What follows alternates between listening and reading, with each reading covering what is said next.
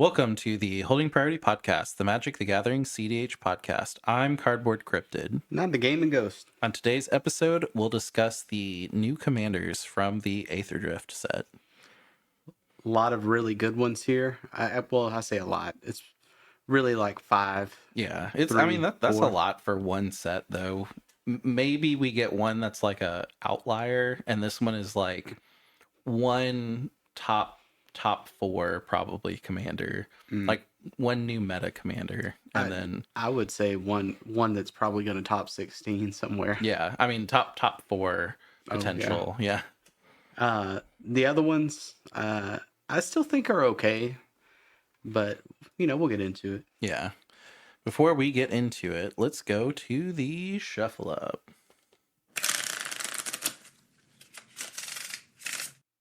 So we're kind of recording this one right after we did the Aetherdrift reveal Set review. Yeah, we did the whole thing. It's 2.5 hours. If you made it all the way through, I feel like we say this every time, but you're awesome.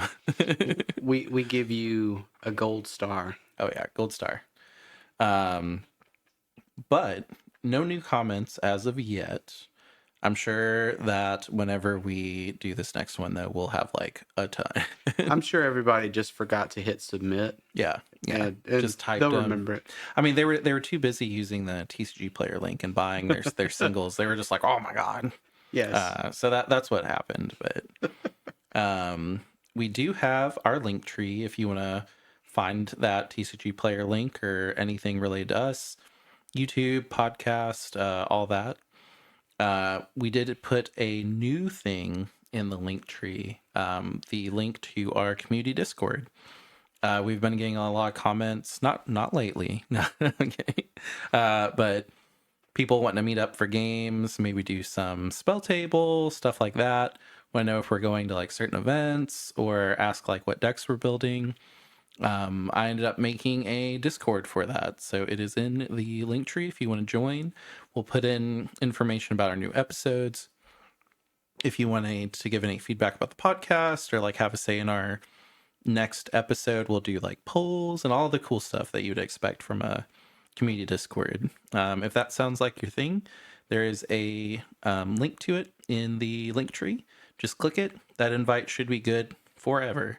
And then when you get in, just introduce yourself to let us know how you found us, and also what you kind of want to do in the Discord. And maybe your favorite episode. Oh yeah, and your favorite commander. Yep. Yeah, that's important. Deck actually list. playing the game. Yeah. We're gonna go into our top 5 new commanders from this set. As always, we'll have it on YouTube if you want to look at the card while we're talking about it. Should be audio friendly still, as always. I feel like I'm beating a dead horse. Well, I mean, we just did a set review, so that was a long set review. But just remember to please like, comment, and subscribe if you're on YouTube, and set the podcast to auto download. All right, let's get into the new commanders. So first, I'm going to talk about Loot. He's kind of our honorable mention. Really, the Tamir color combo is really hard to justify with a 5-cost, 5-cost commander. Does he do anything better than Thrasios Krark or Thrasios Rograth? No, not really. I mean, pretty much he's just a dump. And if you can blink him, you can, get infinite mana and do things. Yeah, he does have haste, so he does enable himself. I mean, this is, as of most of these big commanders, he's a food chain commander. Once you get food chain online, if you have a green, you can start turning that food chain mana basically into any color mana, any draw, and then any damage that you want to put out, because you get Squee food chain going, bring out Loot. Loot itself has haste, so with a green, tap it, add 3 mana of any one color. Of course, you get green the first time. Yeah. Then you go infinite with that, to the point where you're like, okay, I have a billion blue. a billion red and a billion green that's like not restricted by the food chain. And then you can just ping everybody down since he does 3 damage to any target with his last ability. Or you can, if you feel like you need like protection or counters at that point, which I mean, if you have infinite mana, I don't really think you do, Yeah. but let's just say you want to draw cards, you can. The only problem I have with loot is there is currently an Omnath that is 1 generic less, that when it ETBs, it deals damage equal to the amount of elementals you have. And Omnath itself is an elemental, so it would ping everybody one at a time. It's 1 less, and it just does not see play. It's a very similar deck, and it just immediately wins. Like, you don't have to have a green open or anything like that. So I think this guy is cool. I believe he's going to be a high casual, like a real high casual. Again, like you said, there's an Omnath that doesn't really get to see play that much. People just like loot. Yeah. And I've played one on Spell Table. It didn't really do a whole lot. Yeah. Like you said, it's the food chain. So if you hit food chain, he kind of sits there and hopes and prays. Yeah. And I mean, also, like, you had the thing that shuts off abilities, Curse Totem. So it was just, totems. I mean, if you have green and there's a Curse Totem out, you're kind of done. That's true. We did make decks for every single one of these, including loot, even though he's kind of honorable mention. What we're going to kind of do is look at the commander, give our overall thoughts, and then kind of dive into the deck list. And I will link these deck lists in the description of the YouTube and podcast if you want to take a look at them. So Loot, the deck, basically just does food chain stuff. It does have a backup of Kiki Jiki Mirror Breaker, which with blue you can run Corridor Monitor. Corridor Monitor is a 1 generic blue. Whenever a Corridor Monitor enters the battlefield, untap target artifact or creature you control. It's just a more efficient way to do the Kiki line because it's 2 mana opposed to the 3 mana green one that people usually do. And then, of course, you have Marvin in there and Kinnan and Elvish Witness, Eternal Spirit Guide. Or wait, no. Elvish Spirit Guide, Eternal Witness. Just a little backwards. I was looking at it and I was like, wait. And then you have Displacer Kitten so that you can kind of flicker loot. I think the ideal with loot, if Jeweled Lotus was a thing, he'd be a lot better. Because you could Jeweled Lotus, keep a mana open, and then draw 3 the moment you got your commander out. Like, the idea of loot is pretty cool. For 5, and then if you have a 6th mana, you can get loot out, and then if he resolves, get 3 mana back of any color, any one color, or draw 3 cards, or deal 3 damage to something that's like stopping you, which for the most part, what's stopping you is going to be stopping you from getting your commander in the first place. But I think the big issue for me with loot is there's a couple of commanders that we're going to talk about. One loses 2 colors and is probably better than loot, and then one loses 1 color and is probably better than loot. You know, in my opinion, the red green and then the mono green commanders in this set were just kind of cracked out. Like, yeah, whenever I looked at loot, I immediately thought, oh, okay, so you have like a Tali, basically, like guaranteed. If you get food chain Atali, you're going to win the game. And kind of the same with loot. Like, there is one more step of having that green mana open, but it was, okay, so you have food chain commander that wins, but you have counters to back it up. And I don't know. I think Temur as a color combo is kind of hard to get off the ground just because, like, you got a lot of mana generation and you can set up those, Rhystic Studies and Mystic Remora and stuff like that. But I think it's just a little slower than other decks. In my opinion, you get the good blue cards but you lose the abilities to grab them. So like blue Yeah, that's black true. Yeah. is more solid in my opinion.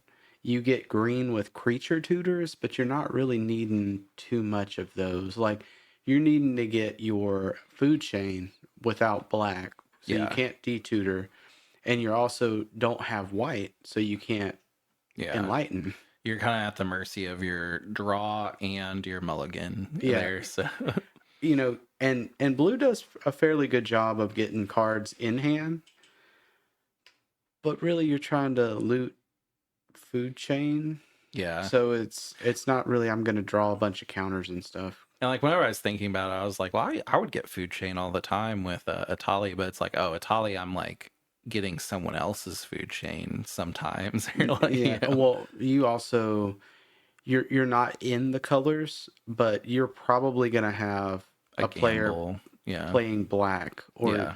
you're going to have somebody playing white. Yeah. And I think that's where this color combo loses its luster. And maybe I'm wrong, Yeah. but Now that you say that, like, yeah, you are kind of at the mercy because, like, you can go get creatures. So, like, creature combos are pretty good in these colors. But, I mean, creature combos are usually pretty expensive. And then at that point, if you're doing creature combos, like, just do Rocco. Rocco's really good. Like, but Rocco has white. yeah. So Yeah, that's the thing. that's my issue with loot. Now, like I said, I played a guy, but he didn't do a whole lot with it.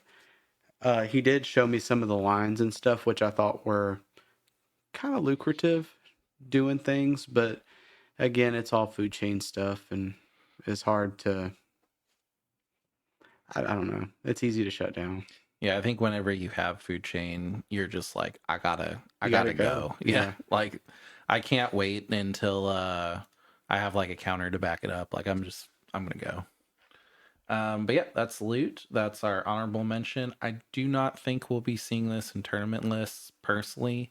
I think it looks really fun, especially for just like, kitchen table, spell table, just playing around with your friends. But does this deck consistently get up and go? I don't think so. So I don't think we'll see it very often. I honestly feel like it's not a turn 3 deck. It's probably a turn 4 or 5 win.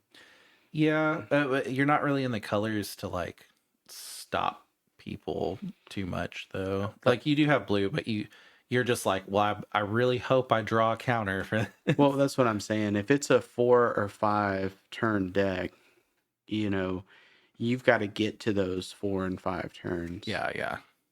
Yeah, and I think that's where it loses it. But and if we're wrong, send a list in the comments and we'll go over it and talk about it. But Send us your receipts if you're Mhm. All right, next one. So this is kind of our fourth place. I'm personally kind of excited about this one. Nissa, World Soul Speaker. 3 generic and a green legendary creature, Elf Druid. She has landfall. Whenever a land you control enters, you get 2 energy counters. You may pay 8 energy rather than pay for the mana costs for permanent spells you cast. She's a 3/3. What excites me the most about this one is in CDH, you're using sack lands, so that's 2 landfall triggers. And, landfall historically, not very good. But for 2 sack lands, I can put out the biggest thing I can think of that's in my deck, or that's in my hand from my deck. Pretty silly. And you also do cast them. So you end up getting all of the Eldrazi cast triggers. So you can do crazy things. Like you can Emrakul somebody for 8 energy. I kind of seen this card and just passed over it. And then after hearing some of your comments about it, I'm like, Yeah. that is kind of dumb. Yeah. Mono green shenanigans, like you're basically either trying to drop so many big things that you just kill somebody outright, or you're like, okay, I'm gonna go infinite mana. And usually if you're going infinite mana, like green mana, you're usually doing it with a Shia, and a Shia is 5. So the fact that you can just cut that 5 mana out of your combo and then drop a Shia and then be like, okay, well, now I can drop all the little things, and now I'm infinite green. It's Yeah, kind of silly. giving green an extra option to drop stuff with mana open, just I feel like makes it faster. Yeah, Like personally. yeah. And there's a lot of good options to close. Like usually with green, you're kind of looking at like big stompies where you're not really going to get there. But there are pretty good combos like Infectious Bite. Infectious Bite is an instant. Target creature you control deals damage equal to its power to target creature you don't control. Each opponent gets a poison counter.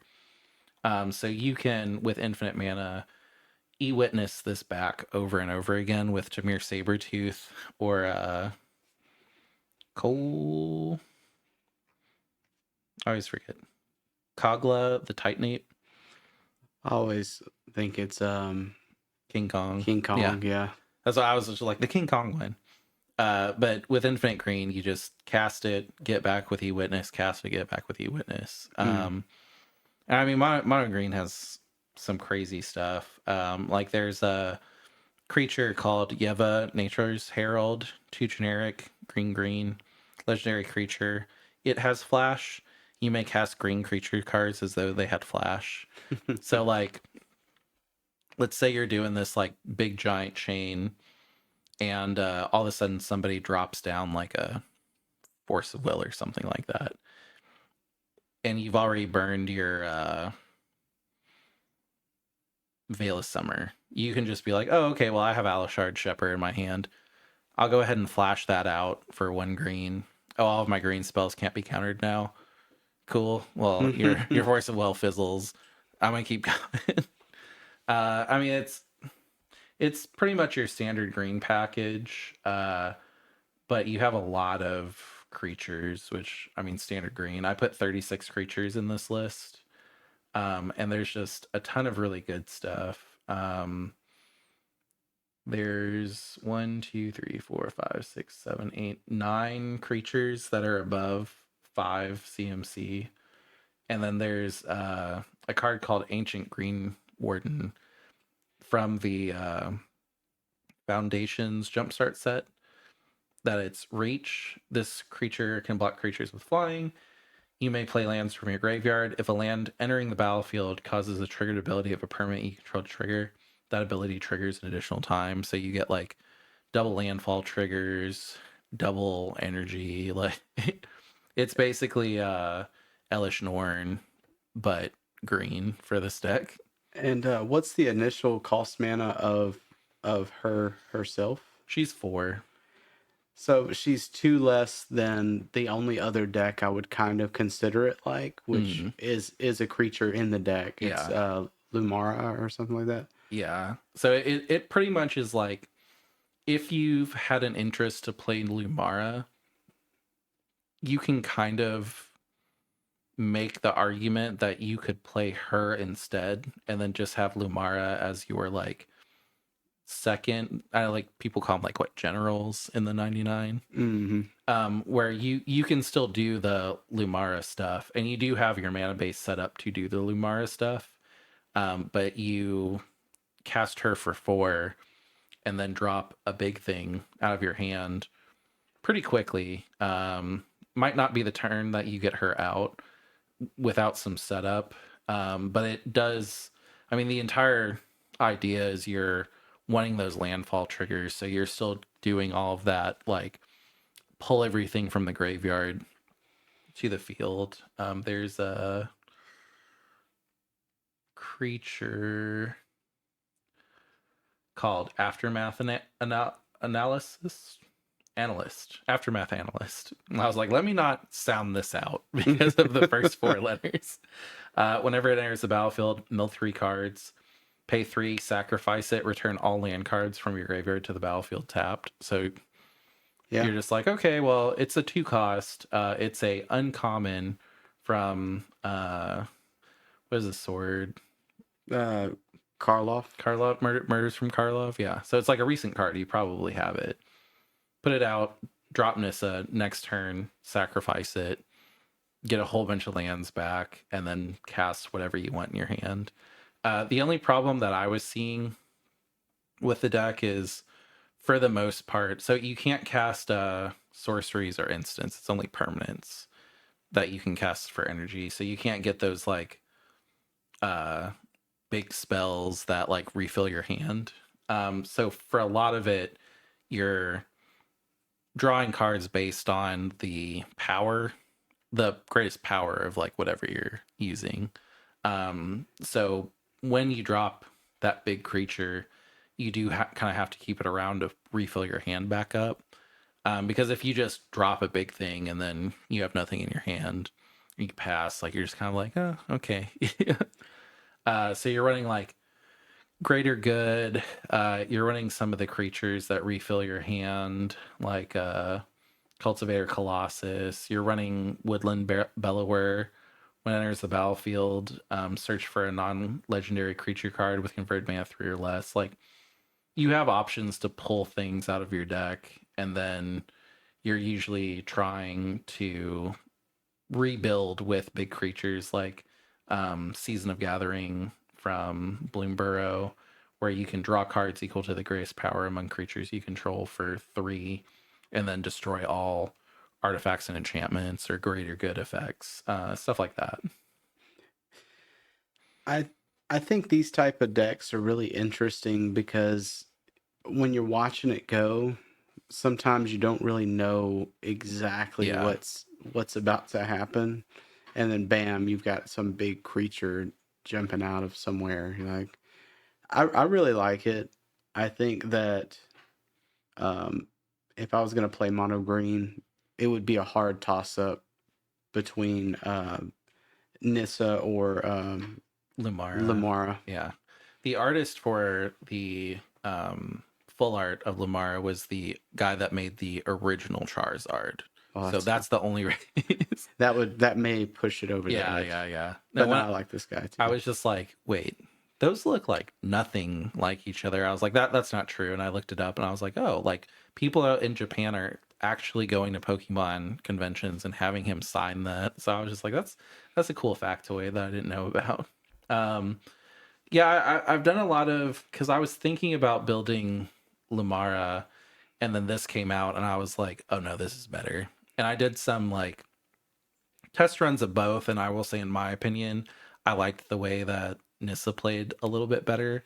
It was a lot more fun, but it's one of those decks, and I kind of try not to play decks like this in tournaments where it's like, okay, well, I finally opened the door to do a whole bunch of things. I can take 20 actions during my turn, but it's so overwhelming because you're like, I have 20 actions that I can take. I need to take them like all completely right, and everybody's just watching me do it, and they're waiting for that little tiny slip up to where they can like, you know put something in to like stop me, and then I'm like, oh man, I just gave away this win. And other decks are like, all right, Thassa, Demonic Consultation, we good? Yeah, one. Yeah.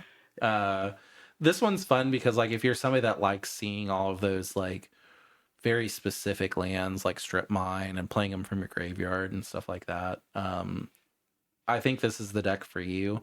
Is this a deck that's going to be like, constantly top 4ing, top 16? No. Like you'd play this deck because you want to play mono green. But it's cool to have, I mean, just in the last couple sets, 2 good options to play mono green. Having a mono green commander is solid in really any set that's Yeah. viable. Yeah.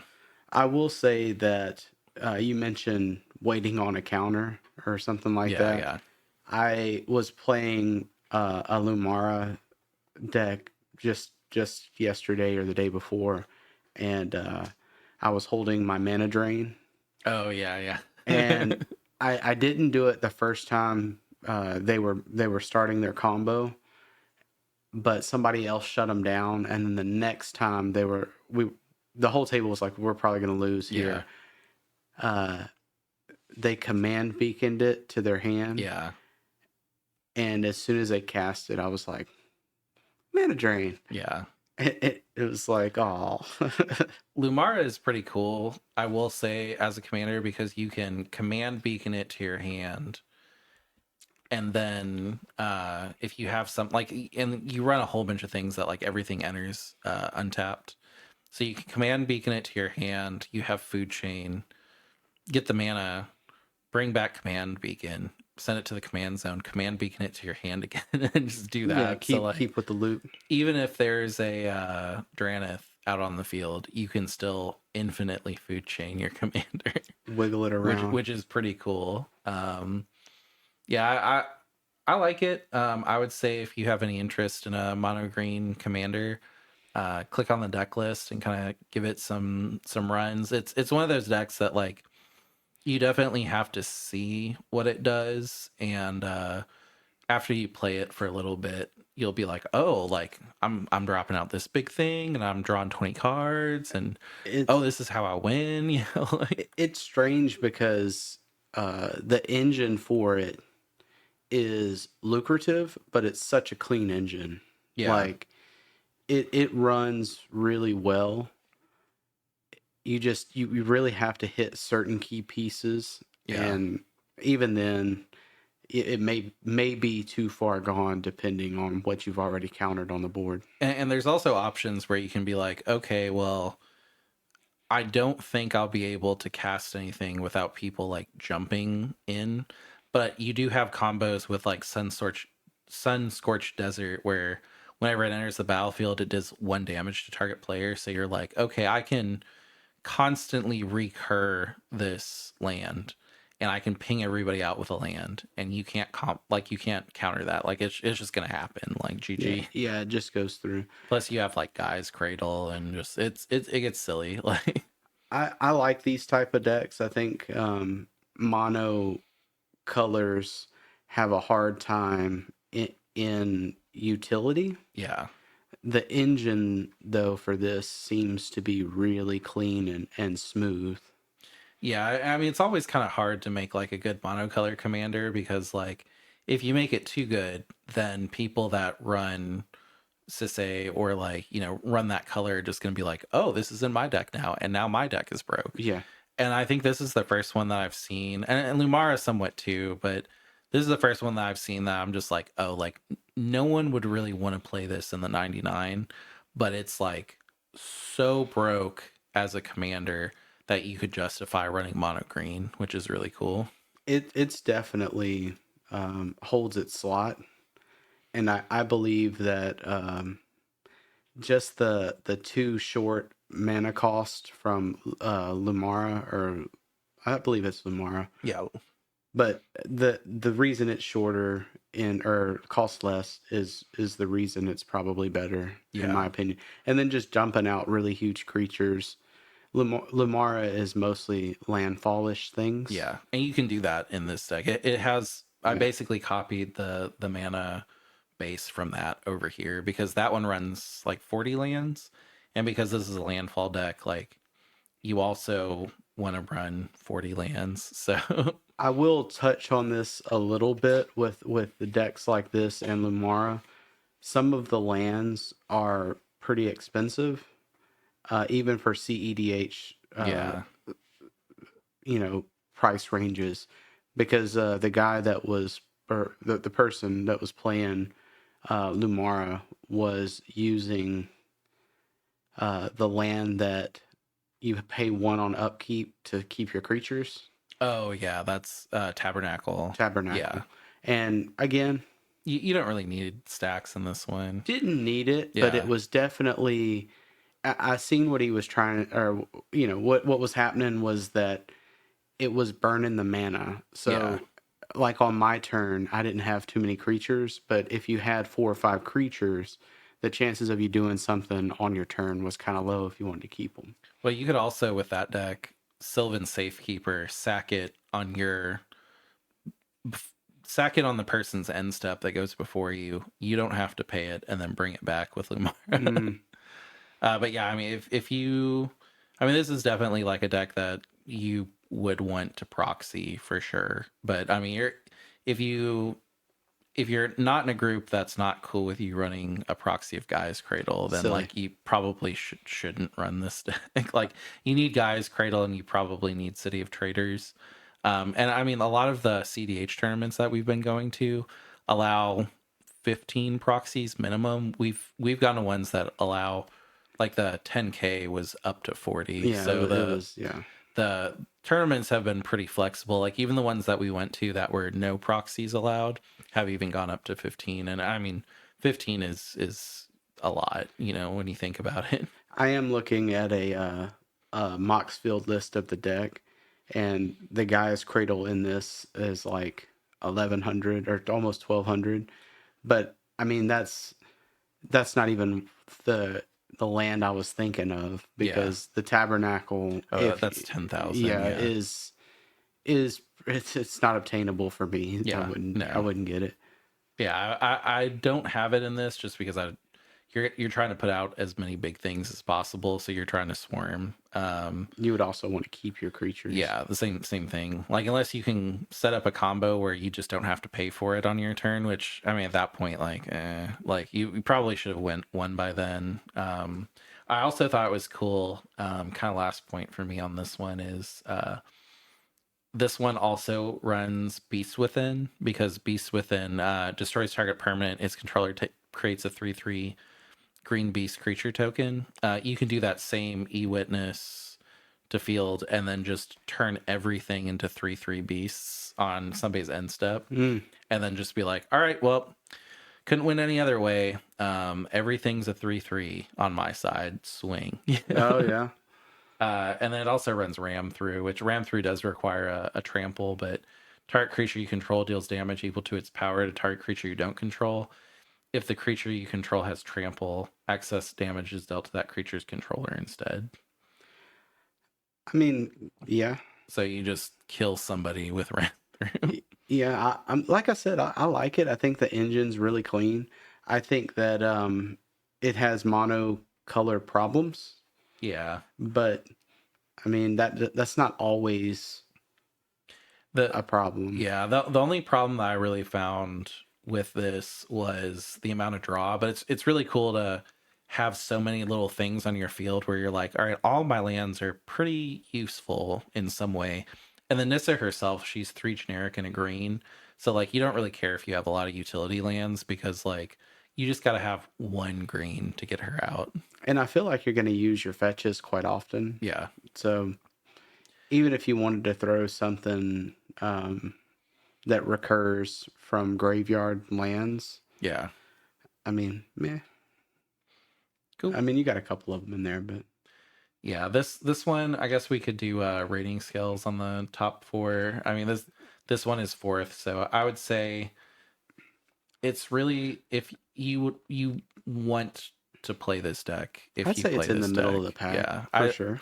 I'd say it's probably not going to be top 16, but I mean, I'd say at a table, if I saw it, I would just be like, oh god, like what do we have for this? Well, I in my opinion, if I was looking at, like you said, on table, I would say loot isn't necessarily a CEDH commander. Yeah, loot, I would just be like, oh, that's a cute commander. So what's actually the problem Yeah, here? Like, yeah. This one is CEDH. Like yeah. I feel like this is a good, clean, green engine commander. Yeah. I mean, I would also look at this and just be like, oh man, so like Nissa hits, we're probably not going to counter Nissa. They drop a big creature. Do we have creature counters at this table? Probably not. You know, like Yeah. it's pretty scary. All right, number 3. Red Shift Rocketeer Chief. Legendary creature, Goblin Pilot. Vigilance, tap, add X mana of any one color, where X is Red Shift's power. Spend this mana only to activate abilities. It has an exhaust ability, so you can only use it once while the creature is on the battlefield. 10 generic, red-green, put any number of permanent cards from your hand onto the battlefield. Specifically a put, so it's not a cast. So you can put this ability on the stack, and everybody could have like flush counters in their hand, and they can't do anything about what you put out. I'm just happy with the title of this one. It's a Ricky Bobby Rocketeer Chief, because if you're not first, you're last. And that's kind of what I feel like this deck needs to do. Like, this is a deck where you're just like, I don't want to play the game at all. I just want to immediately get in, win, and before anybody can do anything about it, just have 70 minutes left to hang out with my friends for the rest of the round. Who can stop me? Yeah. Can you Yeah. stop me? Do you know how? Yeah. If not, I win. And the thing that's also kind of crazy about it is like, you can do that and try to get out of there and try to get the win. And then it also, you know, it's one of those problems. It's kind of like the Crick problem where like Crick, I'm pretty afraid of at the beginning of the game. And then whenever Crick is neutered by the table, everybody will kind of not watch him. And I'm like, no, Crick is always a problem. Like Yeah. unless Crick has like 5 life, you don't just put Crick to the side and go, we're good. You know? I think it's kind of cool because this deck and the mono green are kind of at opposite ends of the spectrum. Yeah. So the green one, I would kind of consider it to be slower. This is like, I'm looking for the hand that's going to win as fast as possible right now. Yeah. I don't care what anybody else is doing. I mean, they were smart. They didn't give him haste. So like that's really whenever I've like kind of done test hands with them, it's like there's a lot of times where I was like, I'd win right now. I just can't tap him because I can't give him haste. But oh boy, next turn. And I really think that's kind of where the weakness of the deck is you either have to find a way to enable haste with them, which you can also run like there's artifacts that lets creatures tap as if they have haste. So they don't have haste, but you can activate their abilities right away. And then if you just have, 12 mana laying around, you can summon them and yeah. Yeah, just around. Yeah. But yeah, it's silly. There's so many things that go infinite with this. Umbral Mantle is a good example of the moment that he has 4 attack. It's okay, well, I tap him, I pay 3, I untap him. He's now a 4/5. When I tap him, I can pay the 3 because equipment are abilities to untap him. Infinite mana for abilities. And I also put Orochi Leaf Collar in there, just if you get to the point of the game where you need to turn that mana into stuff. Orochi Leaf Collar is a single green, and its ability is green, add 1 mana of any color to your mana pool. So you just convert all that stuff to like actual mana. And that one would be able to be spent with no anything. Restrictions. Yeah. Oh, that's kind of a spicy little take. I didn't think like that. Yeah, I showed this to one other person that does like content, and whenever he saw it, he was just like, "That's a spicy include." And I was like, "Yeah, that's if you need it at late game. Like, maybe this deck goes full to the wall, but I mean, you also have like Beast Rider Vanguard, which is new to the set, that just with infinite mana, you get all of your permanents into your hand, and then you drop them all with Redshift. Same thing with Duskwatch Recruiter. He only gets creatures, but I mean, it's good. And then, of course, you have your... I love Shusher. Yeah, Vexing Shusher, Conqueror's Flail. Like, it's Atali. It's teeny tiny Atali, which I like. It's Goblin Atali. Yeah. And then you have your Kiki Hyrix Tower Scout if you're just like, all right, they've completely neutered my commander. However, I do have 8 mana available, so I'm just gonna do that. And then I put Godo in as well. I think just Godo is funny because with the commander out, it's okay. Godo came out for 6. He went and got Helm of the Host. I can tap the commander to pay for the equip for Helm of the Host. Move to combat. Godo win. Like, did I get it?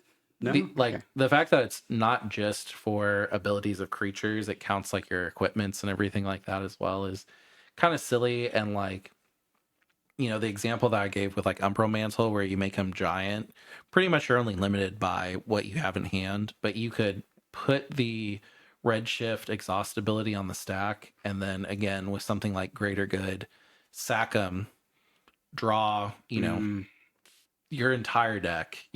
Like you gotta watch this one because like it's draw cards equal to the sacrifice creature's power, so like you have to have them or you'll lose. But pretty much draw your entire deck and be like, all right, well, I'm gonna drop every permanent out, And the thing that's crazy about it is it's permanent, so that counts lands. Everything. Yeah, and they don't come in tapped, so all of your lands come in untapped. For 12, it's a lot, but The more I look at this list, the more I can kind of see that this isn't just I'm going to win by turn 2 deck. This is I'm going to try by turn 2. yeah. 2 doesn't work. Yeah. What about 3 or 4? It's like, all right, well, I brought my commander out. You killed him. Dang, he costs 4 now. I'm going against a table where there's a Tivit, so I'm going to get mine out 3 times by the time it costs the amount of Tivit. Yeah. And like the thing that's also cool is like all of those like 1-cost spells that buff are just really stupid in this deck, because like something like Reckless Charge for 1 red, target creature gets +3 attack and gains haste until end of turn. And it has flashback for 3. So like if you have 3 mana, you're just like, all right, well, I'm gonna put out Redshift. I'm gonna buff him. He has haste. I'm gonna tap. Now I have 5 mana to use for abilities, or scale up for green. Until end of turn, target creature you control becomes a green worm with base power and toughness 6/4. So you're like, oh, I got a big old boy, and I'm gonna tap him for six mana. There's a lot of like silly stuff too. Like there's Embiggen, which is one of the better buff spells from the not Unhinged, Infinity or Infinity. Yeah, Infinity. Until in turn, non-bushwag creature gets +1 for each super type, card type, and subtype it has. So Redshift is a legendary creature goblin pilot, so it gets +4/+4 because it's a legendary, it's a creature, it's a goblin, and it's a pilot. I think the name is awesome. Yeah. I would probably name it something like Gremlins, because I just feel like Gremlins too. I mean, there's a lot of things where it's like, if you cast this during your main phase, give your creature +4/+4. I like is it Manamorphose?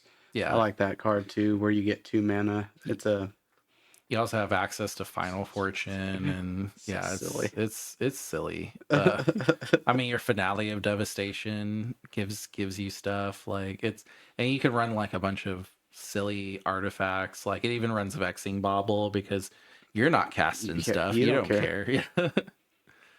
Like it looks fun. And then you can also, with Aggravated Assault, pay 5, untap all creatures you control.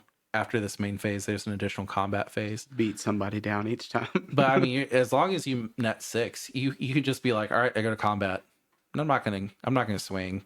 I'm gonna go to combat. I'm not gonna swing. And you would net 1 mana every time you went to 1 mana every time you went to combat. So you'd just be like, I'm gonna do 1,000 combats and get 1,000. Because really, all for the most part, you just care about untapping all creatures you control.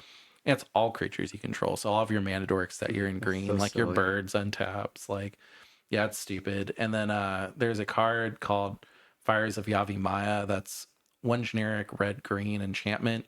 Creatures you control have haste. Sacrifice Fires of Yavimava. Target creature gets +2/+2 until end of turn. So it gives it haste, and then you can also buff it if you need to. Yeah, I like this guy. I might proxy it out just to see it. Every once in a while, you want to do like Cardboard Goblin. Yeah. And I think that this is the embodiment of that play style, honestly. There's also, and I need to just put it in there. But like you could spend your mana on Treasure Vault. Oh yeah. So like you could tap them for 5, or you could tap them for 6, and then sacrifice Treasure Vault and have 3 treasure tokens. There's also that new MH3 land where it's a red land that you pay red and tap it. You get 2 red mana. Well, you exhaust it, but you get 2 red mana, and then if you cast a creature with that mana, it gains haste. So you have a land that's a haste enabler. I don't think I have it in here. I need to add it. Oh, Arena of Glory. Arena of Glory enters the battlefield tapped unless you control a mountain. Tap, add a red, and then exert it. Add red. If this mana is spent on a creature spell, it gains haste until end of turn. So like there's a lot of haste enablers, like more than you'd expect, and you can run Jessica's Will and Wheel of Fortune, and all of your abilities, including your land abilities, your enchantment abilities, your artifact abilities, like all of your permanents that have abilities, you can just do redshift. So And I like it. classic ballista too, if you Yeah. want to just ping out people. Yeah. I think that it has way too much utility for a red green goblin deck. Yeah, and it costs 2. Like that's I think really the biggest selling point is if you just want to be the problem and you're just like, I want to show up and I want everyone to hate me. And like I kind of I have some of those decks. Like Atali was one of those, like, I don't care what you guys are doing. I'm not helping and I'm just gonna try to win. I don't have to sit there and math about like what I'm gonna do on your turn to stop you. I don't care. I'm just trying to win. I'm just gonna throw this little goblin out. He's gonna do little goblin things, Yeah. and we're gonna see where we go. Like those are fun to me because it's just like, okay, well, I took my turn. I'm gonna be on my phone. Like, just let me know when it's my turn. Well, I feel like he's also gonna be a really fast deck, or really one of those decks that just constantly tries. Yeah, and you can run Elvish and Simian Spirit Guide, like both Spirit Guides. You in could this. you could pay Elvish and Simeon to summon him. Yeah, He's only 2. Yeah, haste enable him, get 5. I really think the biggest problem is just finding ways to. You're going to get him out, and you're going to get the mana from him tapping. It's just figuring out how to make him work, really. Like how to use the mana you get from him to win. And I mean, infinite combats wins. You're trying to buff your commander. If your commander is bigger than 6 and it can, because he has vigilance, I believe. Yeah. So yeah, stupid. Like, with aggravated assault, as long as he's bigger than 6, you're just like, okay, well, I'm gonna keep swinging him. He doesn't get like indestructible, so like you do have to watch because the damage will stack. So like if you just keep swinging him into like 2/2s, he will die eventually. Well, in CEDH though, there's a lot of times where, turn 2, you don't have really anything but maybe an Esper. Oh yeah, I mean you Turn could look 3. at one person and just be like, You're dead. You're dead, and I'm gonna have a bunch of like I'm after every combat I'm gonna tap him, get that mana for abilities. Well, I guess you'd be stuck in combat. Well, I mean it's abilities though; it should be out. Yeah, You still drop 1. yeah, And then after you hit that 1 down, maybe you draw your cards that you need. yeah. Okay, so aggravated assault, you wouldn't be able to stack it because after this main phase, there's an additional combat phase. So you would go to combat. Oh, it only does 1. Yeah, so if you let's say you were at like 6, you'd go to combat, tap it, spend the 5, you'd have the extra 1 left over, and then you would move to combat, and that would empty from the mana pool. Okay. Not as broken. Yeah, but I mean, still infinite combats, like Yeah. Oh wait, no. So, It's only 1, right? Or yeah. So what you would do is it still works. You wouldn't be able to do the combat, so you'd pay 5, untap them, tap them for 6, pay 5, untap them, tap them for 6, and you would just just get the untaps. Yeah, you just let you'd be like, I'm gonna get like 1,000 combats, guys. I'm not gonna use it though. Like, just FYI. I'm just using it to untap. Yeah, it's like, I will have to pass every single one of those combats if I don't win. And you guys, because you guys get priority, so We're going through each yeah, one. let's go through the first 100 combat, no tax. Yeah, it just looks fun. I like that you can just run Godo and be like, yeah, I'm just not gonna win with my commander. I'm just gonna use it as a mana dork to pay for Helm of the Host. Just beat somebody down with a bazillion Godos. Yeah. I mean, this deck is for you if you're just like, I have no interest in what's going on at the table. I don't even want to look at the commanders. I just want to go, I don't care about this. I just want to get my win and get out. Like, It's like, what card you play? Ristic Study? I don't care. Whatever. Yeah, I Let's don't just care. go. I'm just going to drop all my stuff. Like, you don't get the trade. In a ranking, I would say that this one is better than the mono green. Yeah. So loot bottom, mono green so far, and then I say mono green. It was Nissa. Yeah. And then Cardboard Goblin Man. Yeah, Redshift, Rocketeer, Chief. Redshift. I do want to get a custom where it's just Ricky Bobby. Or just get Ricky Bobby sleeves. Yeah, Ricky Bobby sleeves. If you're not first, you're last, which is true in tournaments. Really, Oh like yeah. if you're not, if you don't get 5 points, they don't care about second or third or fourth. You're Like just there. It's 5 points or 0 points or 1 point. Like Yeah, I like him a lot. yeah. Ketramos, the New Dawn. So I will say that whenever I first saw this commander, I wasn't too sold on it. But everybody that liked the commander was like, no, like you just don't get it. Like this is great. This is great. This is great. And the more that I looked at it, I was just like, oh, okay. So like, and let me read it. We did read them in the set review, but I'm not going to assume that everybody watched the set review. No, you have to go back and watch the set because we're not going to hold your hand all the time. Yeah. Too bad. Too bad. No. I'm going to read it this once, and then on the next commander, I'll read it. And then I'm done for this podcast. No more. Yeah. Well, we only have one more left. Ketramos, the New Dawn. One generic, white, black, legendary creature god. Menace, lifelink, indestructible. Ketramos can't attack or block unless there are 7 or more cards in exile. Can't attack or block. Like, what are we, casual? Nah, I don't care. Whenever 1 or more cards are put into exile from the graveyard and or battlefield during your turn, you draw a card and lose a life. He's a 4/4.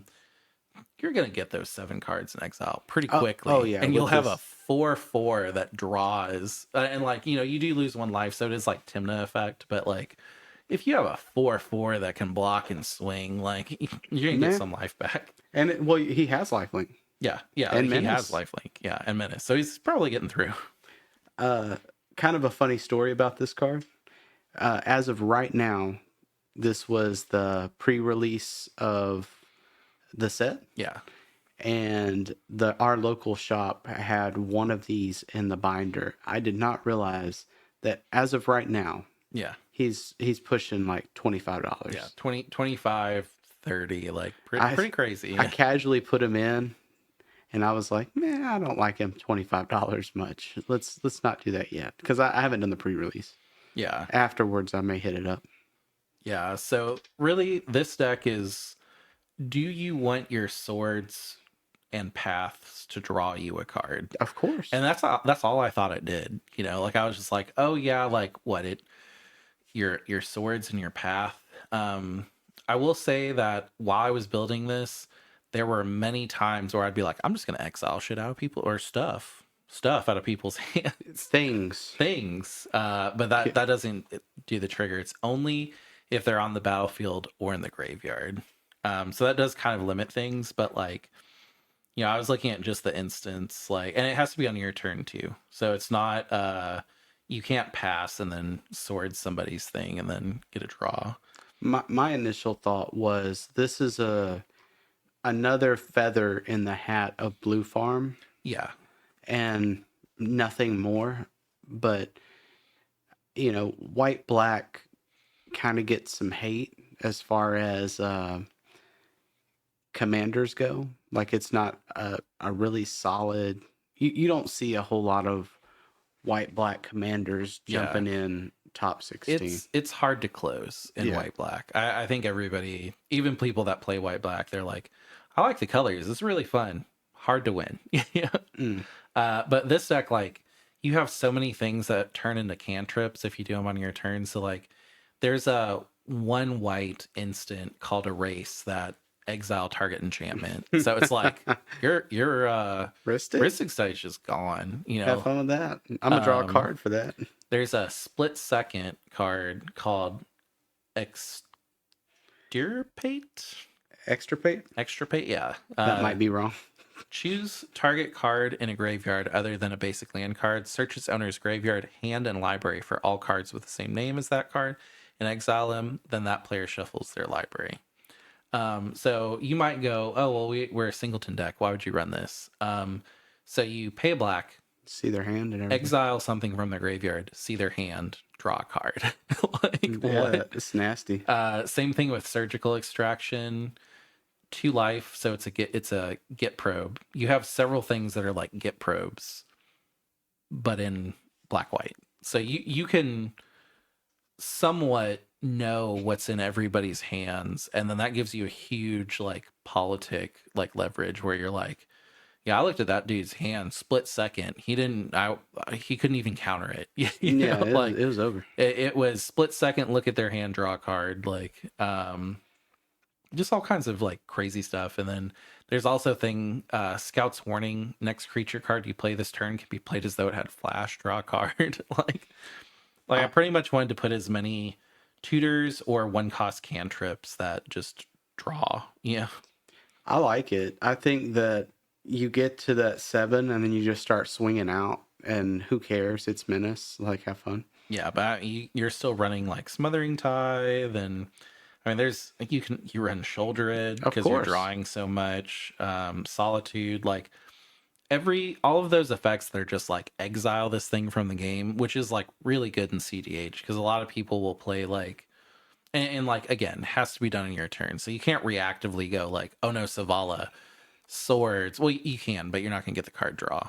But I mean, like, there's so many like silly things. Like you're running Orcish Bowmasters, you're running Lotho, Philia, Exuberant Shepherd draws you a card Every time. Yeah, every time you go to attack, and you do have to attack with it. So it's not a go to combat; it's an attack trigger. But like you're just like, I'm gonna blink that. Oh, it left. I'm gonna draw a card and lose a life.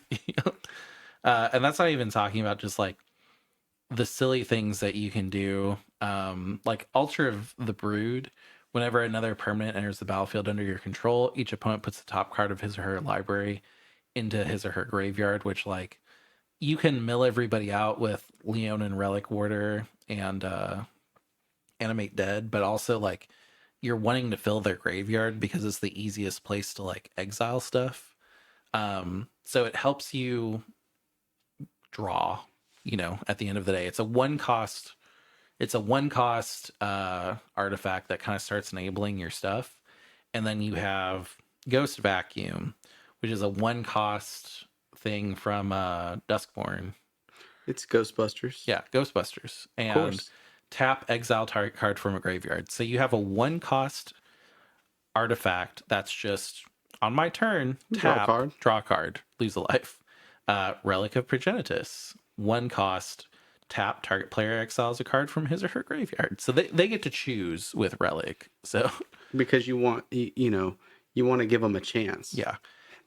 Agatha's Soul Cauldron exiles a card from a graveyard, draws a card, puts a 1/1 counter, and you're running Walking Ballista. So even better.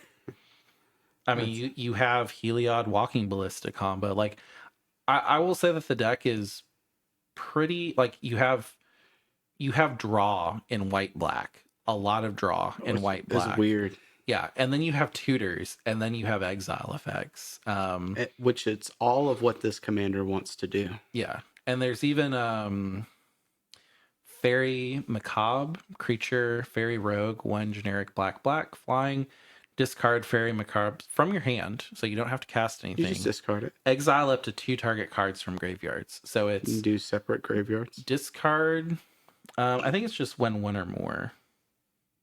Oh, yeah. Yeah, so you'd only get one trigger from that. But it's, oh, I drew this card, I don't want it. Like, your deck is... You're running 98 cards. If you include Fairy. Like, yeah. On this list, do you use some of the stacky enchantments or no? Somewhat. So like Planar Void, whenever a card is put into a graveyard, remove that card from the game. It does hit the graveyard. So whenever that happens on your turn, you still draw a card. Stack Prison, when Stack Prison, like you're running all the O-ring effects pretty much, which they're just enchantments that whenever it enters exile and then if they get rid of it, they get it back. You're running Animate Dead, Dance, Necromancy. You're running Touch the Spirit Realm because, again, draws you a card. Yeah. What about Necropotence? No. Just curious. Yeah, you're drawing so much. I mean, I guess Necropotence wouldn't be terrible because if you would No, it's only when you discard a card, so you wouldn't draw off of that. Well, yeah, because you discard at the end of your. Normally, you have 7 cards because you're going to have the cards. So if you necropotence, But the whole point with necropotence is you draw it, but then when you discard, you're not going to draw again because it never hits the graveyard. It exiles oh, when it discards. immediately. Yeah, Okay, yeah, yeah, you're right. I was just like, wait. Yeah, okay. That was my slip up on that. Okay, I get it now. Parallax Wave, Fading 5, remove a fade counter from Parallax Wave, remove target creature from the game. When it leaves play, each creature returns to play all cards he or she owns. Remove from the game with Parallax Wave. So it's Fading 5, basically like draw 5. If over the next 5 turns, draw 5 cards, remove something from the game. Yeah. And then, of course, like Smothering Tithe. I think the value on this thing is like through the roof. Yeah, I would say it's a 10 on value because Yeah. everything here looks value-ish. And is it Ketramos? Ketramos, the New Dawn, the commander itself is 3. Yeah, 3. So he's cheap to drop out. And you will pretty quickly turn him into a 4/4 Menace Lifelink Indestructible too. So And if you really want, you could run Timna, but I don't think you need to. yeah, I did think about it, but I feel like there's so much draw at this point. Like you're really like Fettler Guardian enters the battlefield, draw a card, exile something. Silly. Yeah, like you can flicker your own Solitude, and then you draw 2 cards and get rid of something. like the fact that it has tutors and like a lot of those really good like removal, like Winds of Abandon, exile target creature you don't control. For each creature exiled this way, its controller searches the library for a basic land card. Those players put those cards on the battlefield tapped and shuffle, or you can overload it for 6 and just remove all creatures you don't own. And it's like, oh, they go get basic lands. So like Magda goes and gets the basic land, and that's it. Yeah. Good job. I think that the tutors are also like being in white black, having black tutors is just nasty. Yeah. There's a lot of spicy includes like ill-gotten gains.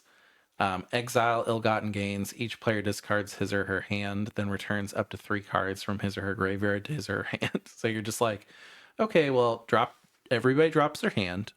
You guys get 3 of anything you want from the graveyards. And this will exile, so I'll get 4. Like because of the sorcery, you're gonna cast it on your turn. And then yeah, it's just like if you have 7 cards in your hand, the best possible option is discard all 7, get 3 of them back.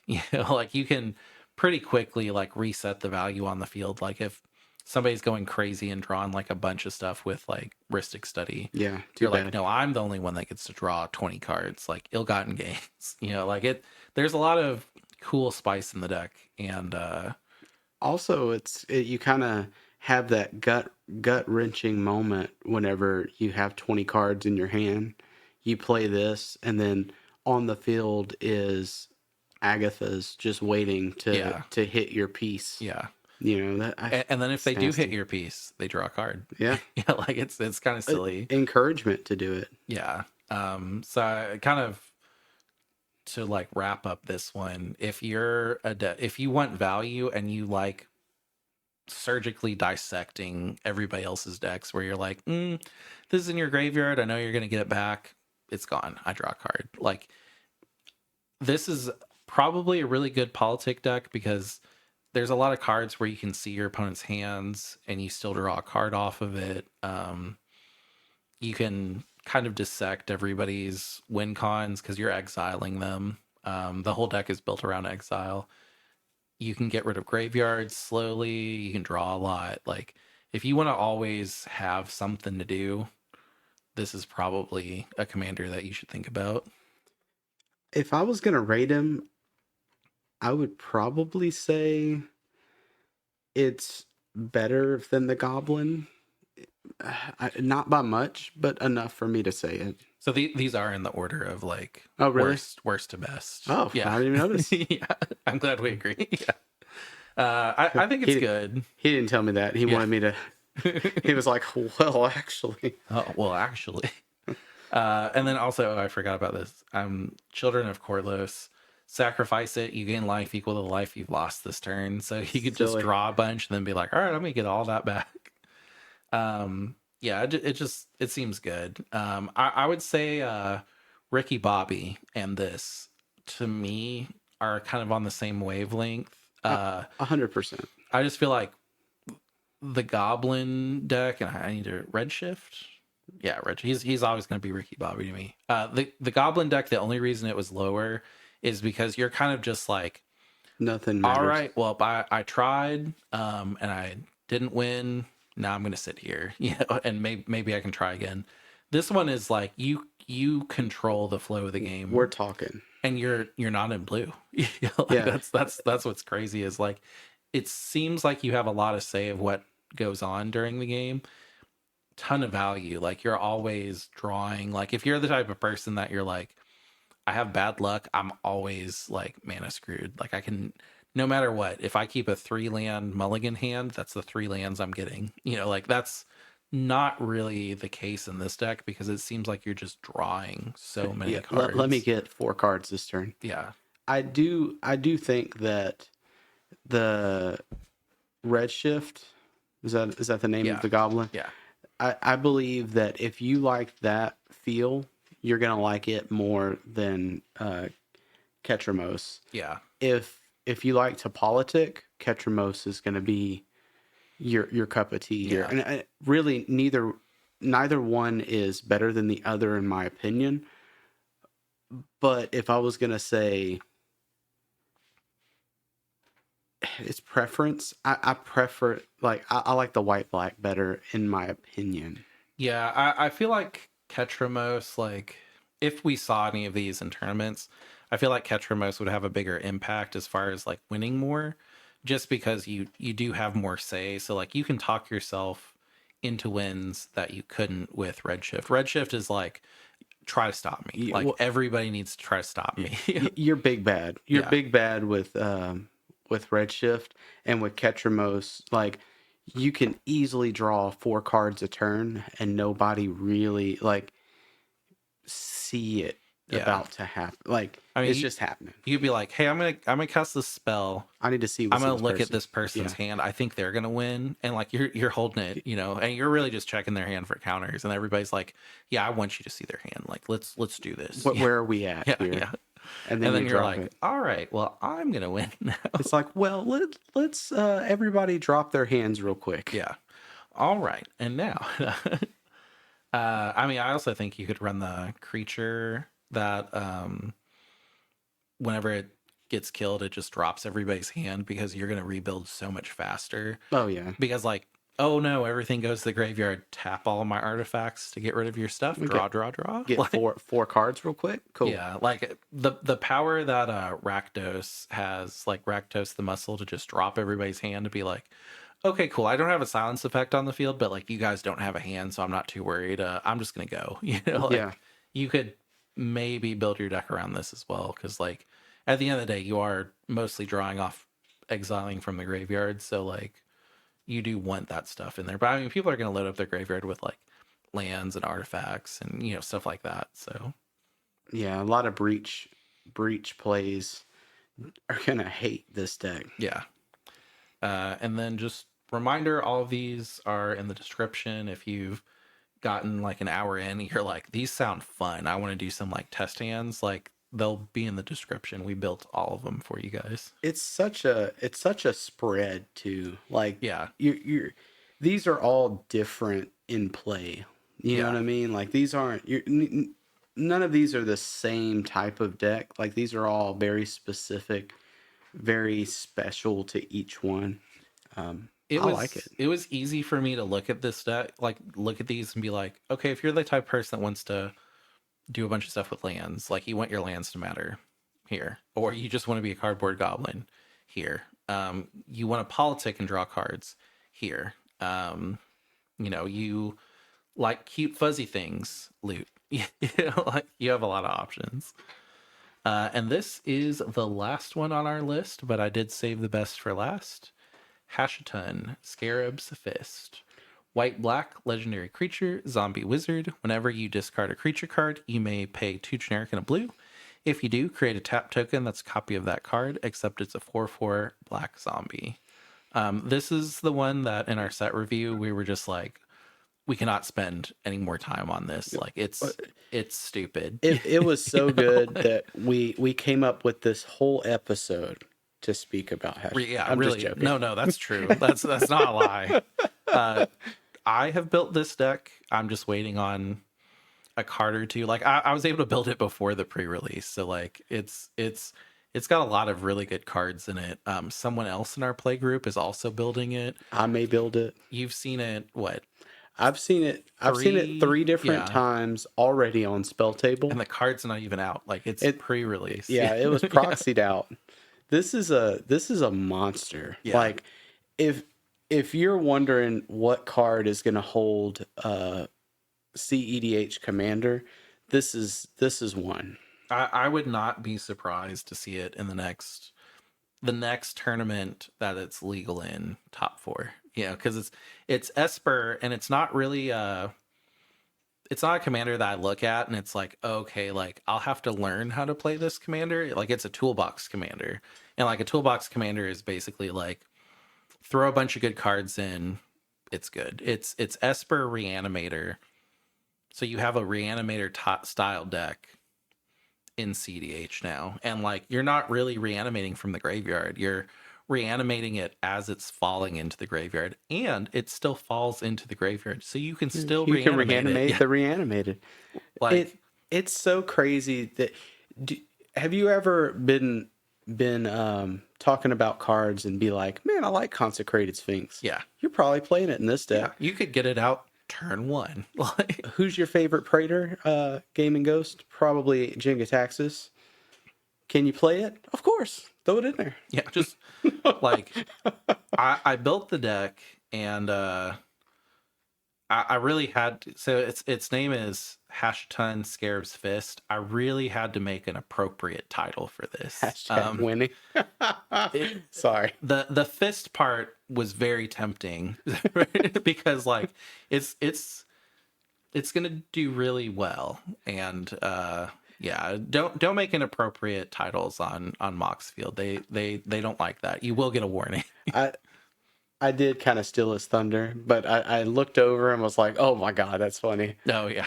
Hashtag winning. Hashtag winning is the appropriate one that I did. Hashtag fisting was the other one. But there's kids that listen. No, yeah, I mean, fist bumping. Punching, yeah. Hashtag fist bumping.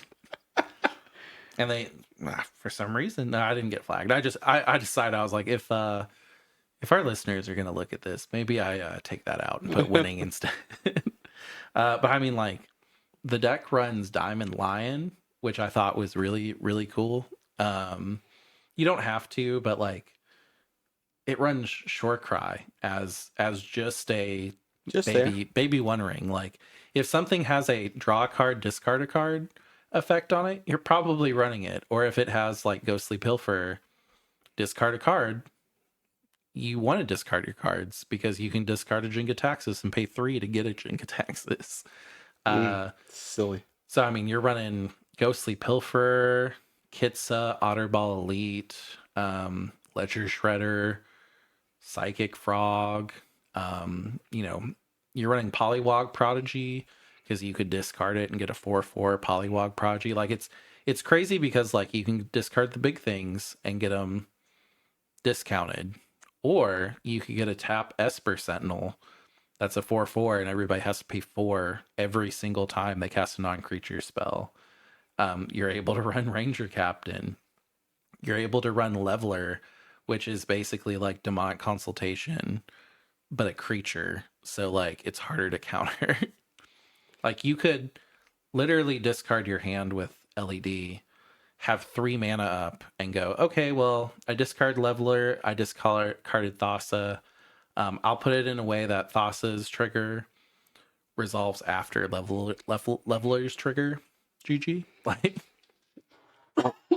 on top of a split second too. Yeah, I mean, if you're worried about somebody making you draw, you could play Angel's Grace, and then on top of the split second, sack your Lion's Eye, get the triggers, and then win. And like no one has any say at all. Like you've just won. Like they could be flush with counters. Like somebody could be playing Kenrith, and Kenrith was going to force you to draw. Well, that's too bad. You know, somebody could have was Cephalid Coliseum out, and you're just like, Too bad. nope. Or like someone else could be like, oh, I'm not too worried about a Thassa combo. I have Endurance in hand. Like you shouldn't even try it. It's like, all right, well, Angel's Grace then. You know, it also has like a lot of really good just combos outside of that. Like it has a combo with Tiny Bone joins up. So Bones joins up is a 1 mana legendary enchantment. When it enters the battlefield, any number of target players each discard a card. So you would target yourself and then everybody else, make them discard. When a legendary creature enters the battlefield under your control, any number of target players each mill a card and lose a life. If you discard Sharum, the Hedgemon, which that sounds like a Digimon, but it's not. It looks like a Digimon. Yeah. So you make a copy of it. That copy has an ETB. Whenever it enters the battlefield, you may return target artifact card from your graveyard to the battlefield. You return the original. State-based action, you have to sacrifice the original, but its ETB still goes on the stack, brings itself back, and then you loop that with Tiny Bones joins up, and all of your opponents would mill a card, lose a life. So you just kill them outright. Kill all the table. Yeah. And like Tiny Bones joins up is how you start the combo, and also pays off the combo, and it costs 1. And then after that, it's an ability that goes on the stack. So it's like if somebody plays Tiny Bones joins up, you're like, I have to counter this or we lose. Yeah, and that's only one option. Like that just kind of helps you out. It doesn't necessarily win the game for you. It can. It is a piece. Yeah. But it's such a kind of insignificant piece to hit. Like, do you hit that, or do you hit the commander itself, or do you go? There's just too much there that's good. And you're also like, the deck is built value wise. Like all of your stuff is drawing you cards, like draw. So like Tiny Bones joins up. It's like every time Tiny Bones joins up, it's in my hand. I'm going to cast it, and it's up to you guys to figure out if I can win or not. You know? Yeah. I guess Consecrated Sphinx. You discard it, and then all of a sudden you have one there. And Consecrated Sphinx wins games. Yeah. I mean, early Jingataxis, he costs 10. That's what happened to me. Yeah, but it's like at the beginning of your end step, draw 7 cards. So you discard your hand, draw back up to 7, and then all of your opponents have maximum hand size reduced by 7. So they have to look at their hand and go, well, I got to dump this, and everything I don't dump is just going to the graveyard. I mean, you have Razaketh and Astral Dragon combos where Razaketh is out, you bring out an Astral Dragon, you copy 2 Rhystic Studies off of somebody. Astral Dragon gives you 3 bodies for Razaketh, so you can just go, okay, Razaketh's out. I'll discard Astral Dragon, pay 3.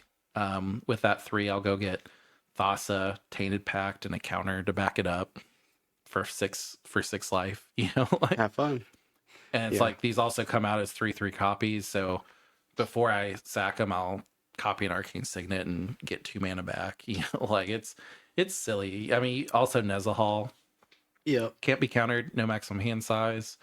When an opponent casts a non-creature spell, draw a card, discard 3 cards, exile Nezahal. So like it's really interesting that so many of the things that we use in CDH that are useful in CDH also can discard. So like Nezahal, you cheat him out, you have a discard outlet now because you can discard 3 cards and then exile it, which if you exile the token, it doesn't come back, I'm pretty sure. But still, like you could just be like, Nezahal's great and all, but he's already drawn me 8 cards. It's time to win. Discard Thassa, leveler, pay 6. Yeah. It feels like Kennen a little bit because you get some of these crazy creatures out. But it's 3 color Kennen. And uncounterable. Esper. Yeah, an Esper. silly. Like you have full Entomb reanimate package. You've All got the counters. silences, you've got all the counters, you've got all the tutors. Like you have all of the colors that are Esper control. great. Yeah. Like you have all of the colors that are great. And it's usually more of a like control base, which you're not really running stacks in this. Like you're not running Curse Totem or anything like that. But like you also have Yawgmoth's Will because you're discarding stuff all the time that you're just like, I'll go back into my graveyard and just cast everything. Maybe I'll use that. Yeah. Yeah. Like it's like, and then you have Rhystic Study, Smothering Tide, Mystic Remora. Like what were they thinking? And then if you want, you can Teferi, and for a reduced cost, Displacer Kitten. And Teferi's good because it's just like, okay, well, I'm just gonna silence everybody. Maybe I'm winning with Kitten. Maybe I'm winning another way. You don't know. Like We don't know what's going on. No, I think that, and then Hashaton itself is only 2 colors. Yeah. It's white, black. Yeah, to white, summon. black. Yeah. And then 3 to do the thing, which it's cracked. Yeah. Like I do think that it's probably a turn 4 deck to win, but you could put out a Jenga Taxis turn 2 because I've seen it. Yeah. And then what do you do? Yeah, it's like I've won this. You guys don't know it yet, or maybe you might know it. I've just not physically won it. Like I have a Jenga. Well, the Jenga Taxis they played was the other one that's where you counter, where it counters the first spell, like turn 2. Yeah. Again, I can't say that enough. It's turn 2. So let's say you're trying to ramp and you're going to cast Arcane Signet. Yeah. Too bad. Well, drop your Lotus Petal first, and then Arcane Signet. Yeah, but it's silly. Like you're down 2 cards to resolve 1.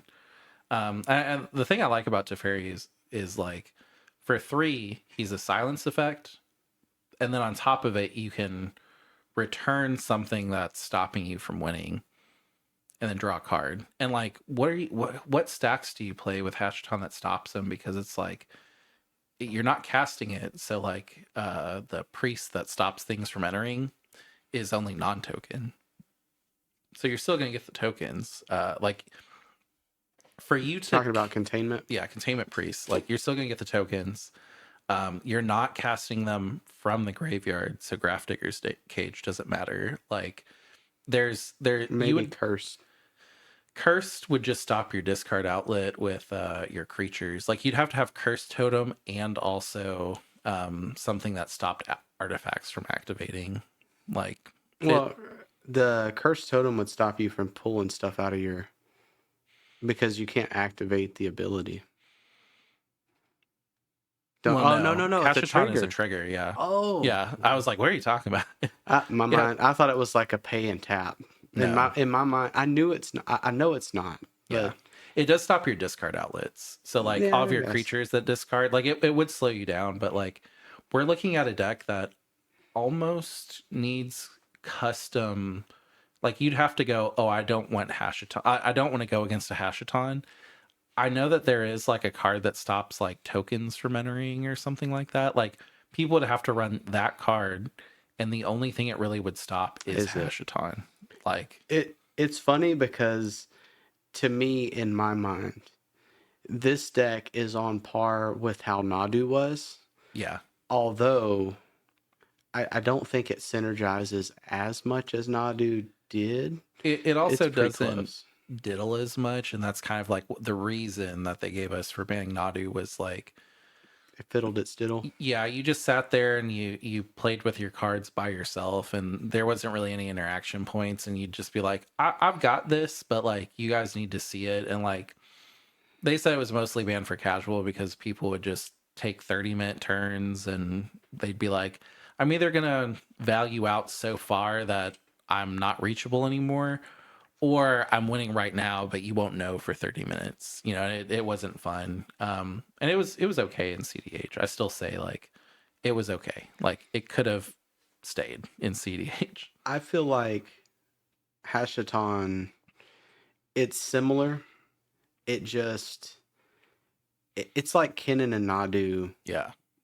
In Esper almost, which is silly. The moment I saw this card in our group, I was like, oh, they're gonna ban Lion's Eye Diamond soon. Like, like that's I immediately what I thought. I hope not. I Yeah. think that it's manageable. I think you can manage this deck by keeping Hashiton off the field. Yeah, it's a kill on sight commander, but it's the same problem with Kennen where it's like, oh no, you killed Hashiton, he costs 4 now. Oh no. Like Hmm. we got a lot of like really low costed or like low CMC commanders that are like gonna be pretty good in this set. The issue too is Kennen's green blue.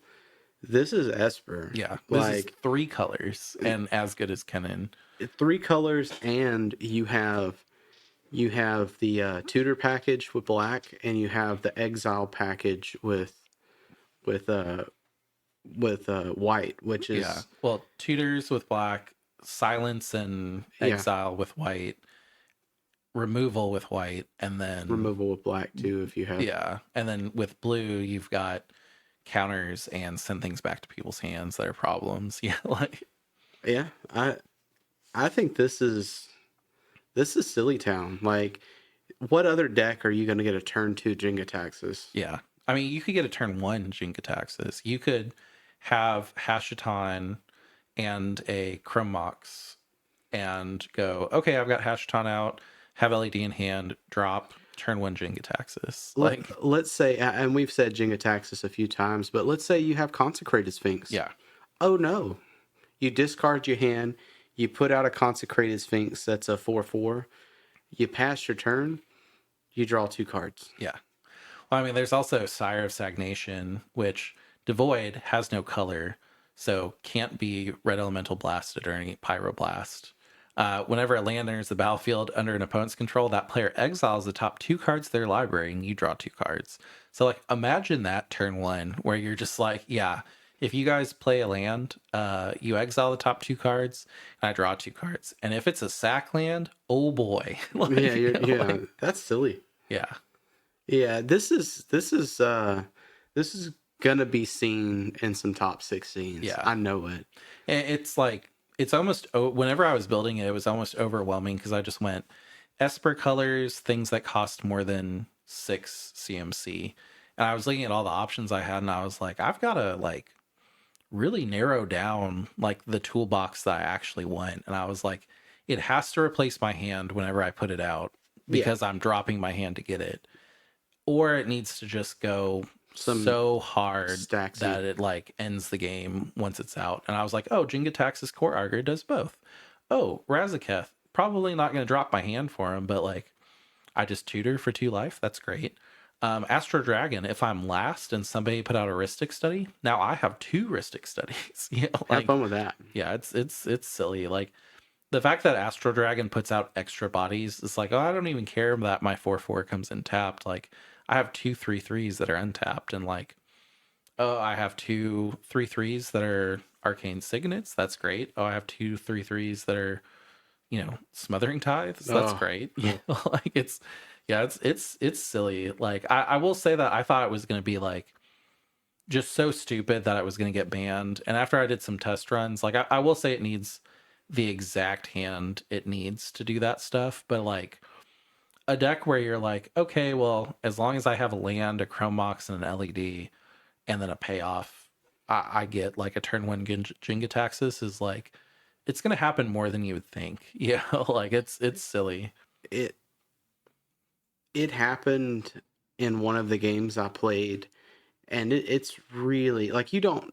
Jenga Taxis doesn't necessarily win the game, but turn 2 Jenga Taxis, you've pretty much lost. You just haven't gotten there yet. Yeah, I mean, somebody needs to step up and swords it, and then it's like, well, the If original's in my graveyard, so I'm just gonna reanimate it or well, animate dead or Also, if you got to that point with Jenga Taxis, you probably should have exiled Hashton.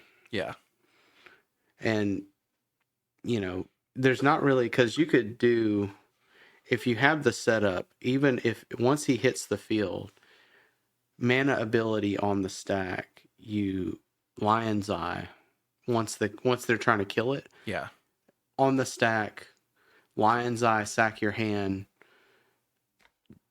get trigger 3 it. blue, Yeah, yeah, and then trigger be it, like, hit it. okay, I'm cool with him going away. Now I Yeah, have a consecrated Jenga consecrated, yeah, taxes. Sire Stagnation, like yeah, and like I think whenever I've looked at these decks, I think a lot of them are missing the reanimation package because like you're running so many creatures that literally just discard a card. And if like let's say you have Jingataxis and you have a Ghostly Pilfer on field, you can just discard the Jingataxis, give Ghostly Pilfer flying, and then be like, reanimate. I'll pay 10 life for a Jingataxis, like without your commander on the field at all. I think that'll be kind of what separates the deck is people that are going to like the backup reanimator line, or if people are just like full on like toolbox, like, yeah, if you deal with my commander, oh no, I can just discard it and reanimate it myself. Like, Hmm.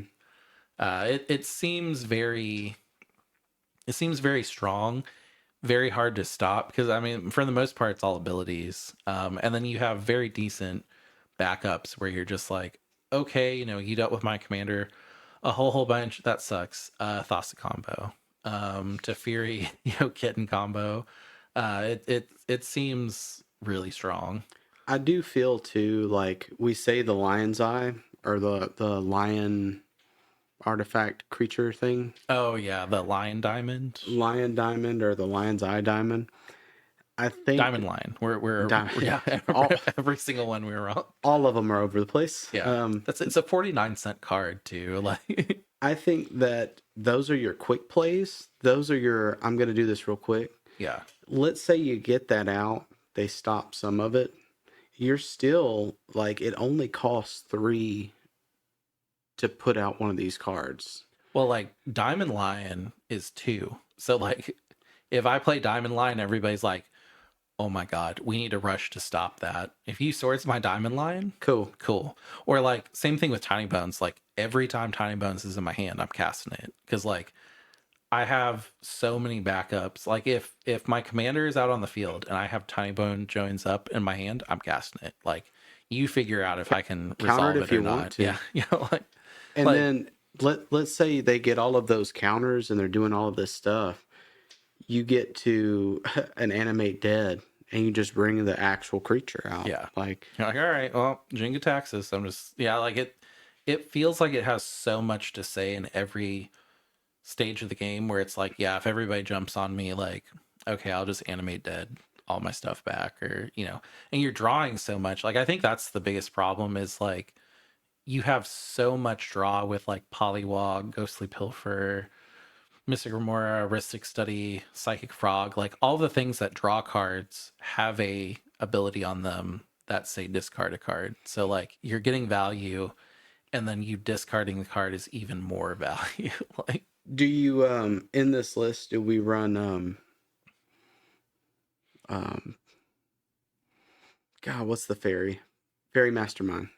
Or is it just the you could, but with Ledger Shredder and Shorecry, like I if I was going to do anything, I'd take Shorecry out and then put the fairy in. But like the fairy is just pure draw. Shorecry at least is an artifact. So for 4, you put it out and then you pay 1 and tap it because it's a legendary artifact vehicle. So it can tap right away. Draw 2 cards, discard a card, get a 1/1 body. So it's like it's 5 for that. So, you're probably not really gonna wanna the turn it comes out, discard something and trigger Hashaton, but like you could. Like I initially thought like Consecrated Sphinx, but I think Consecrated Sphinx has one of those problems to where it's not legendary. So the moment somebody gets 2 Consecrated Sphinx out, it becomes crazy yeah. because you both draw your deck out, right? Isn't that what happens? Whenever an opponent draws a card, you may draw 2 cards. So like it's a may. But I mean, it's you go Yeah. down to Yeah. win. We've seen one of these. I've personally seen 2 Consecrated Sphinx at a tournament, and it's like, how far are we going? What are we doing? How many counters do you have in hand? Because I'm about to. I have them too. Clones kind of fell out of the meta though, because like Maybe not there's now. no more dockside. Well, yeah, but maybe not now Well, because yeah, but I mean, you run clones in your deck just to hope that you go against a Hashaton. Like, to me, well, that's kind of the problem. well, no, but you could easily um, place in. I think most people that are going to run a clone are going to run Mockingbird, and I think that also Phyrexian Metamorph. Yeah, Metamorph is probably the better option to hit some of these big creatures. yeah, because you could also hit people's One Ring if you're not playing Hashaton.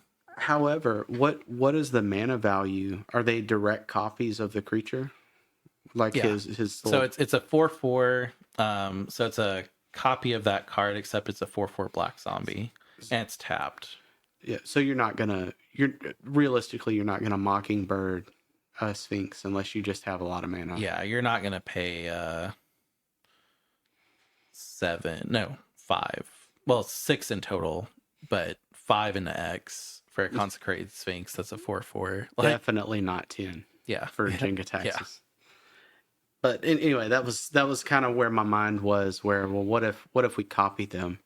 But I think the copies now, I don't think you see a whole lot of the phantasmal images anymore, yeah.